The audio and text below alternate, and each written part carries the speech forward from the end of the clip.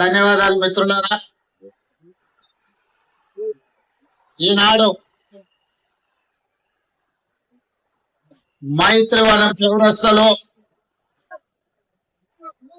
భారతదేశం గర్వించదగ్గ గొప్ప నాయకుడు, తెలుగు జాతికి స్ఫూర్తిని నింపిన, తెలుగు జాతి చేత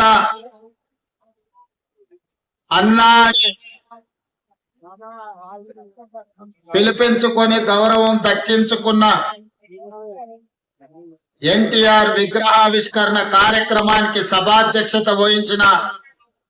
జూబ్లీ హిల్స్ శాసనసభ్యులు మిత్రులు నవీన్ యాదవ్ గారు ఈ కార్యక్రమాన్ని ఏర్పాటు చేసి నాతో పాటు ఈ కార్యక్రమంలో తెలంగాణ కాంగ్రెస్ పార్టీ అధ్యక్షులు మిత్రులు మహేష్ కుమార్ గౌడ్ గారిని, సహచర మంత్రివర్గ సభ్యులు తుమ్మల నాగేశ్వరరావు గారిని, హైదరాబాద్ ఇన్ఛార్జ్ మంత్రివర్యులు మిత్రులు పొన్నం ప్రభాకర్ గారిని, మరొక సహచర మంత్రివర్గ సభ్యులు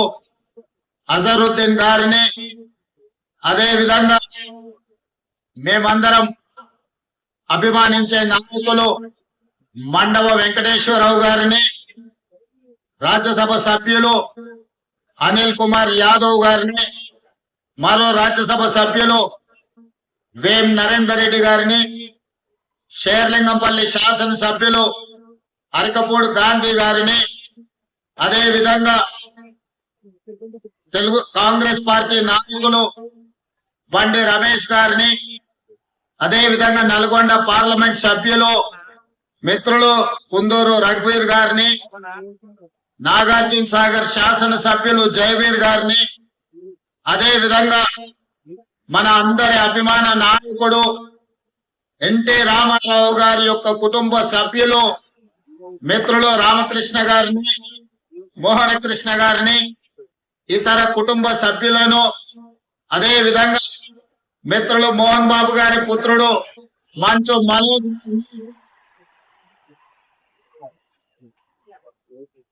అదే విధంగా సినిమా దర్శకులను, ఇతర నాయకులను, బోయపల్లి శ్రీనివాస్ గారిని, ఇతర నాయకులను, సినిమా కళాకారులను, అందరి అభిమానులందరినీ ఆహ్వానించి ఇంత గొప్ప కార్యక్రమాన్ని ఏర్పాటు చేసిన నిర్వాహకులకు అందరికీ మనస్ఫూర్తిగా ధన్యవాదాలు, అభినందనలు తెలియజేస్తున్న మిత్రుల భారతదేశ చరిత్ర ఎవరు చదవాలన్నా, భారతదేశ చరిత్ర నుంచి ఎవరు స్ఫూర్తి పొందాలన్నా ముగ్గురు జాతి రత్నాల గురించి ఖచ్చితంగా మనం స్మరించుకోవాల్సిన అవసరం ఉన్నది. మొదటి వాడు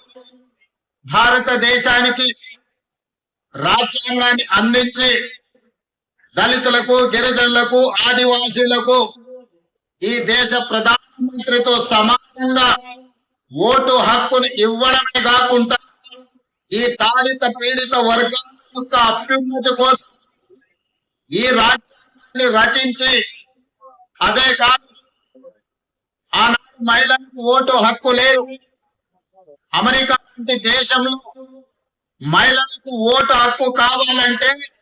కొన్ని దశలు కొట్లాడిన తర్వాత అమెరికాలో మహిళలకు ఓటు హక్కు వచ్చింది. డాక్టర్ బాబాసాహెబ్ అంబేద్కర్ పురుషులకు ఓటు హక్కు ఇచ్చి రాజులకు, చక్రవర్తులకు దళిత ఓటు హక్కు ఇచ్చి తమను పరిపాలించాలి, ఎవరు శాసనాలు చెయ్యాలి,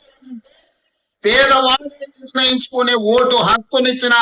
డాక్టర్ బాబాసాహెబ్ అంబేద్కర్ ను మొదట మనము స్మరించుకోవాల్సిన అవసరం ఉన్నది, గుర్తించవలసిన బాధ్యత మన మీద ఉన్నది. ఇక రెండవ శ్రీమతి ఇందిరా గాంధీ. ఇందిరా గాంధీ అంటే ఒక ఉక్కు మహిళ. ఈ మహిళ స్ఫూర్తి ప్రపంచ దేశాన్ని తలెత్తుకొని నిలబెట్టే విధంగా ఒకనాడు రాచరికాలు, రాజభరణాలు,